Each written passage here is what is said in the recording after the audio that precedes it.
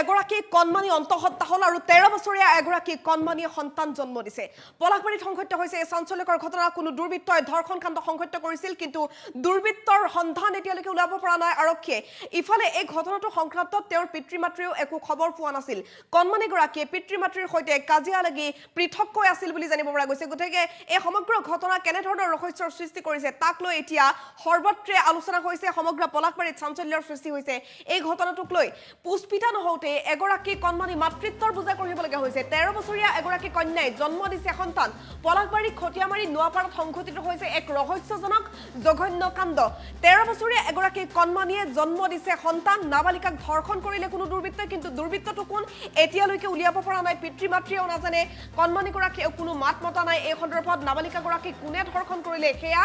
এতিয়াও ৰহস্যৰ আৱৰ্তত সোমাই আছে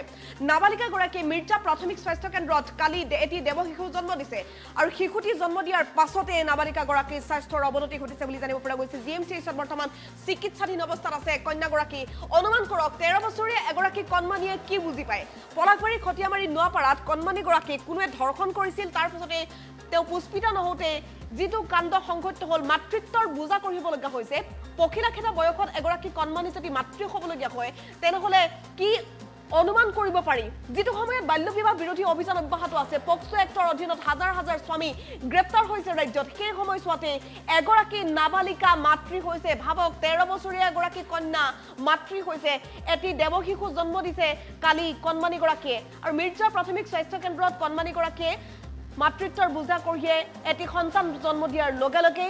স্বাস্থ্যৰ অৱনতি ঘটিছে লগে লগে জিএমচিএইচলৈ লৈ অনা হৈছে কণমানি গৰাকীক কিন্তু ঘটনাটো কোনে সংঘটিত কৰিছিল কাৰ কামনাৰ বলি হৈছিল কণমানি গৰাকী কোন আছিল সেই জঘন্য পাখণ্ড ব্যক্তি হেয়া এতিয়াও ৰহস্যৰ আৱৰ্তত সোমাই আছে সেই তথ্য এতিয়ালৈকে আৰক্ষী উলিয়াব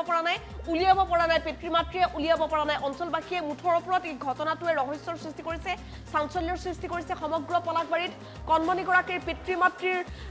স্থিতিক লৈও এতিয়া সন্দেহৰ সৃষ্টি হৈছে কাৰণ কণমানি গৰাকী অন্তঃহত্যা যে আছিল যেহেতু এটা সন্তান জন্ম দিবলৈ হলে 9 মাহ লাগে অন্তত মিনিমাম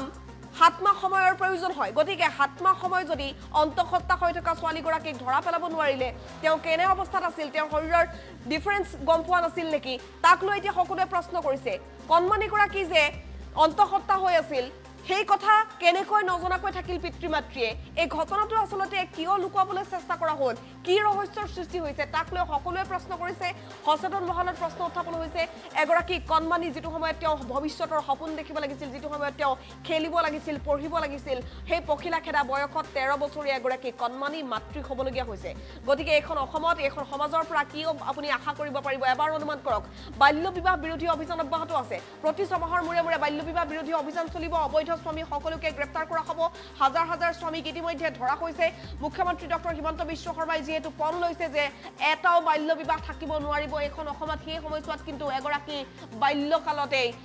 মাতৃত্বৰ বুজা কঢ়িয়াবলগীয়া হৈছে 13 বছৰীয়া এগৰাকী কণমানি মাতৃ হৈছে ভাবক 13 বছৰ বয়স মাত্ৰ 13 বছৰত তেওঁ কি বুজি পায় সেই সময়ছোৱাতে তেওঁ কাৰোবাৰ কামনাৰ বলি হ'ল মাতৃত্বৰ বুজা কঢ়িয়াইছে আৰু আটাইতকৈ ৰহস্যৰ বিষয়টো যে তেওঁ পুষ্পিতা হোৱা নাছিল গতিকে কেনেকৈ তেওঁ মাতৃ হ'বলৈ পালে সেইটো এটা ৰহস্য পিতৃ-মাতৃয়ে একো নাজানে সেইটো এটা ৰহস্য তেওঁ পিতৃ-মাতৃৰ পৰা পৃথককৈ আছিল কিন্তু কাহিনীটো কি হেয়াও এতিয়া কোনেও ক'ব পৰা নাই তেওঁ কিয় বেলেগকৈ আছিল এজনী 13 বছৰীয়া কণমানি পিতৃ-মাতৃৰ পৰা পৃথককৈ আৰু তেওঁ যে অন্তঃহত্যা হৈ আছিল হেয়া কেনেকৈ নজনাকৈ থাকিল এই সমগ্ৰ বিষয়টো এতিয়া ৰহস্যৰ সৃষ্টি কৰিছে এই ঘটনা সংঘটিত হৈছে পলাকবাৰী খটিয়ামাৰী নোয়াপাৰাত